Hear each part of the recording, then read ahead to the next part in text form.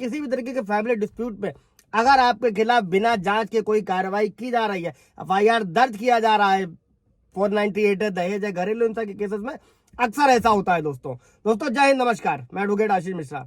Judgement को शुरू करते हैं दोस्तों। ये राजस्थान हाईकोर्ट ने नया कानून है, भारतीय नागरिक सुरक्षा संहिता की धारा 175 के सबसेक्शन 3 के तहत दोस्तों एक शिकायत के आधार पर सीजीएम यानी कि चीफ जुडिशियल मजिस्ट्रेट के निर्देश पर पुलिस द्वारा जो एफआईआर दर्ज की गई थी उसको खारिज कर दिया गया हाईकोर्ट द्वारा, और कोर्ट ने इसे रबर स्टैम्प निर्णय लेने का, और यह हाल ही का रिसेंटली का जजमेंट है दोस्तों।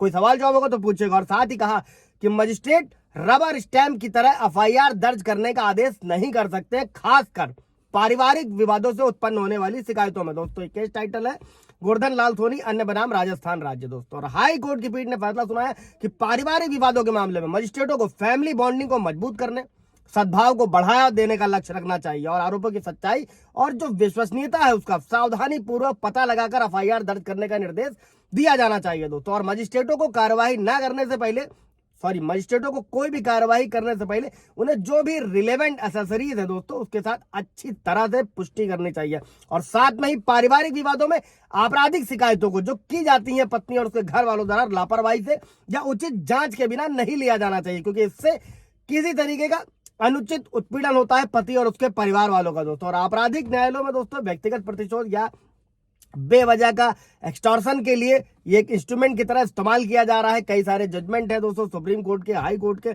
और केस क्या था दोस्तों, केस समझेंगे तो आप उससे कोरिलेट कर पाएंगे, अच्छे से समझ पाएंगे कि एक महिला ने धोखाधड़ी के अपराध के लिए, एक बुजुर्ग महिला थी दोस्तों, शिकायतकर्ता द्वारा 175 के सबसेक्शन 3 के तहत मजिस्ट्रेट को डाक द्वारा एक शिकायत भेजी गई थी, जिसमें दामाद, बेटी और बहू के खिलाफ प्राथमिकी दर्ज कराई गई थी।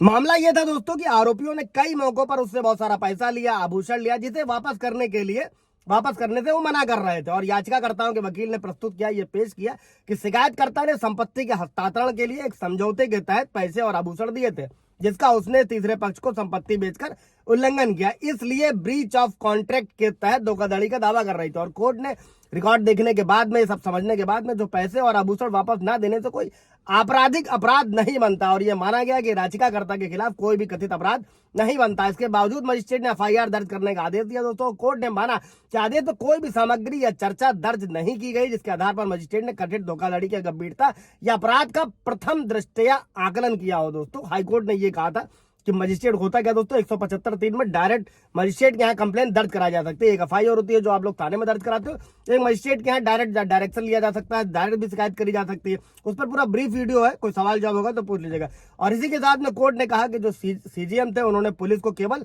जांच रिपोर्ट के आधार पर एफआईआर दर्ज करने का आदेश दिया, बिना स्वतंत्र रूप से निर्धारित किए कि प्रथम दृष्टया मामला बनता है या नहीं बनता है। दोस्तों यही काम पुलिस को भी करना होता है, किसी भी जांच में एफआईआर लिखने से पहले जांच करनी चाहिए मामला बनता है या नहीं बनता है। दोस्तों केवल पुलिस के निष्कर्षों को स्वीकार करना और पारिवारिक विवाद को आपराधिक बनाना पूरी तरीके से ये एक न्यायिक चूक है दोस्तों। और पारिवारिक विवादों में आपराधिक शिकायतों को लापरवाही से उचित जांच के बिना नहीं किया जाना चाहिए, क्योंकि इससे तीसरे पक्ष का हमेशा अनुचित उत्पीड़न होता है दोस्तों।